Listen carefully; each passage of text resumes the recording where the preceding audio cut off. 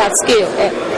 Would you even maybe consider a foreign company that wants to establish a large presence in India, that wants to become an international player with presence in emerging markets, becoming a dominant partner in Bharti Airtel in some fashion, not like the way Singtel is, which is a far more passive partner? Well, I mean, Singtel is an important partner. Yes, but it's a passive partner. They are not active. I wouldn't call them passive, but they're not active because they have a great management, they have great faith in what we are doing. And otherwise, they have many rights and all. They don't exercise those rights. It's a different matter. I think the next 2 to 3 years, globally now, there are possibilities of M&A, which means there can be acquisitions, there can be mergers. After 3 years, there will only be M's, only mergers. And those will be global mergers.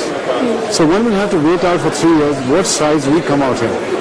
If we are ourselves going to be a large size, then we could be the dominating partners in any global mergers. And if we do not come out as a leading company globally, then we would be the junior partner in a merger. So you're opening that door for that? No, you're saying the door is open. At least there is a door to that path. The future, after 3 years, acquisition is going to go away. Pretty much all acquisitions that need to be done globally will happen in 3 years. After that, we're looking at those big mega mergers, which you see in pharmaceuticals, which you see in liquor company, which you see in food company with Kraft and Cadbury. So that kind of alliances will come out, which are not acquiring one another, but which are mega mergers. But you're saying you're open to Bharti being maybe potentially a junior partner in a merger like that? No, all I'm saying is we must aspire to become global in 3 years' time, so that when the time opens up for grand few companies in the world, we should have a place on the table.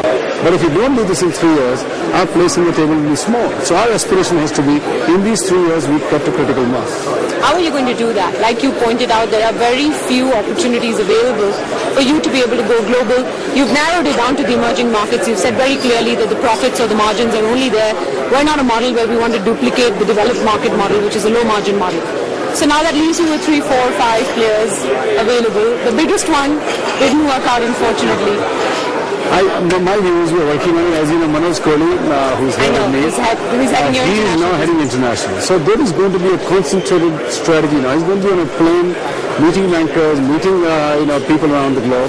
I think once you put that kind of an effort, we will succeed.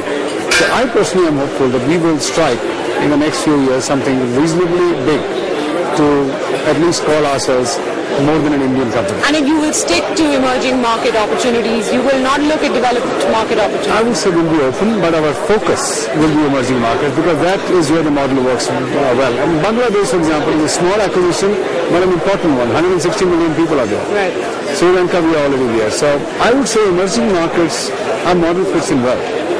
But if there is something on the table which has emerged, so to say, in a developed market, and is equally interesting and gives you cash flows and size, yes, but not a greenfield project, of course. Let me ask you this question, Mr. Mittal. Would you ever consider not being the man at the helm of affairs at Bharti Airtel? And I don't mean by retiring and putting another professional in that place, though you've been on record to say that you think sort of a professional-run, entrepreneur-supported company is the best model, and that would mean that you would always play a role in some fashion, even if it's as non-executive chairman.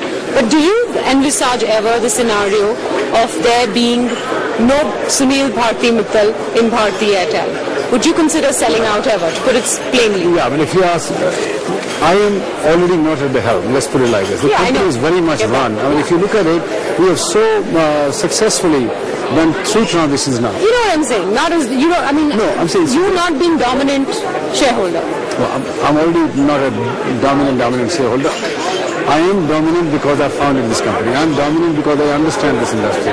I'm dominant because we have led this company. Now, I am not going to be living forever. So even assuming that me or my family or my, kith and kin will own the stakeholding in the company, I will be gone one day in any case. I am building this company for the future.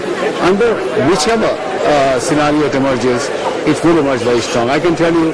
Well, is the option of selling out an option that you leave on the table?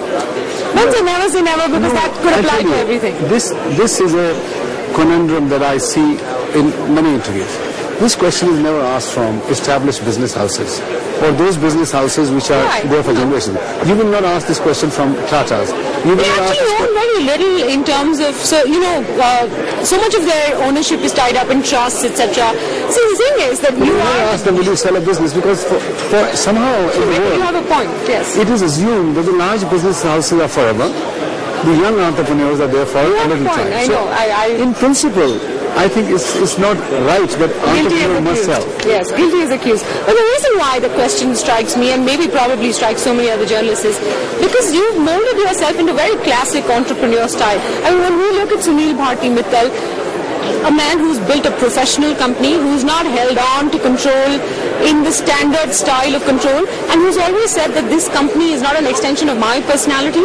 So therefore, I think that sense of slight potential detachment always comes onto the table. So therefore, I'm asking. No, I'll tell you, I have modeled my company on a very Western style, where families do have shareholding, sometimes very dominant shareholding, but are miles away from the company. So this is a very unique Western model where we are with a very planned approach, distancing ourselves away from day-to-day operations. Now imagine tomorrow my children, it will be very hard for them to be who I am, but they will still have the shares. So imagine this to be a very Western So company. you will hold on to ownership. I don't know. I would say in the long foreseeable future, Yes.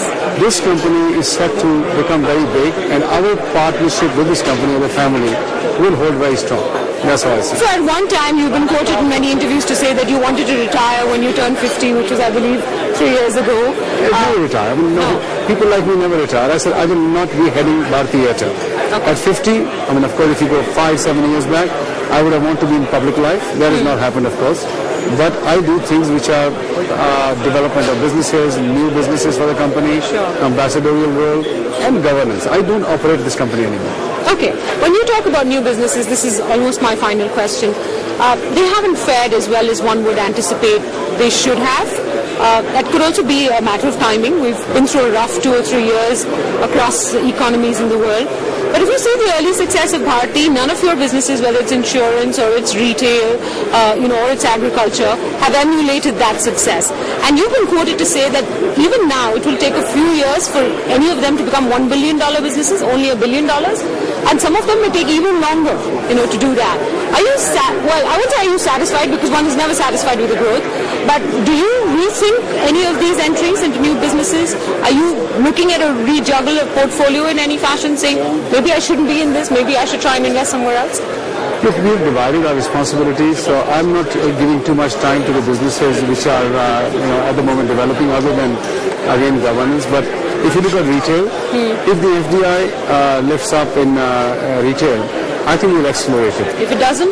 In absence of that, it will be a slow progress. We are at about 70 stores You today. still want to be invested in it if it doesn't? Yeah, because we will get to $1 billion there without a doubt. Now, question is, I would say by the end of this year, we'll be getting to $500 million exit turnover, end of this coming financial year. But the opportunity cost of time to get there, is it worth being in that business? Yeah, I think long term, is this business good for India? Can you make a big scale in this business? The answer is yes. Agriculture is going to be a long haul. It's not $1 billion business, but it's a long haul. Insurance is moving okay, both general and life, but it's not going to happen that it will become $1 billion, but $500 million next year, for sure. But none of them emulate the success of Bharti, right? But when you have an iconic success like Airtel, at a very young age, in a very short time period, you do have a challenge to create one more peak of that size. Now, the scalability of the telecom business is unprecedented. And we took the gauntlet, the challenge, and scaled like how? Now, do we have, the same scaling up in retail? The answer is yes, but I need FDI. Right. In telecom, I couldn't have done it if there was no FDI. That's true. So you need a regulatory environment that allows you, not regulatory or policy environment that allows you. I think that is important, and I think it's good for India. So no rejig of portfolio? No, I think we're okay. In fact, only the smaller businesses, the software, the learning, the digital, they are the ones which are into more investment mode, which are not, being invested into to grow into large businesses. But otherwise, all 4 other big portfolios are being invested very heavily. Any new business opportunities that seem exciting to you as we embark onto a new decade? For India, we have our hands full. You have your